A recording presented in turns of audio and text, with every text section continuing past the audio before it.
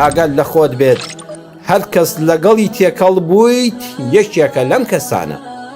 کەس هەیە لە ئێمە لەگەڵ خەڵکە هاودەمی بۆ دروست نەبوو بێ و هاوڕێیەتی بۆ دروست نەبوو بێ نەخێ، بەڵام هەر کەسێ لەگەڵ یا تێکەڵ بووین و هاودەمی بووین و هاودەممان بوو دڵنیابن یەکێکە لەم کەسانە. یەکەم لێتی دەوێت و تۆی ناوێ، یعنی تەنها بۆیە لەگەڵتایە و بۆتە هاوڕێت و خۆی لێ نزیک کردویتەوە شەخسی تۆی ناوێ، بەرژەوەندەکەی وا دەخوازێ لە تۆی دەوێ ئەوێ لێت وەرگێ جارێ ئیشی پێێتە.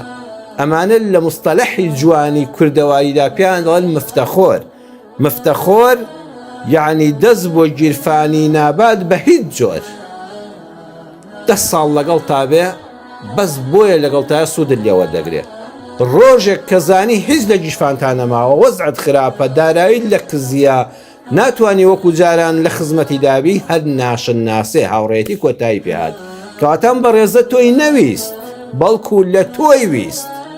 ئەو مفتەخۆرە دەستی بۆ گیرفانی نابا بە هیچ جۆرێک. هەرکەزانیشی بارودۆخی تۆ بە شێوەیەک سوڕاوە ئەو نان ناسێ و ڕوو لە لایەکە دەکاو بە دووی کەسیش ترا دەگەڕێ.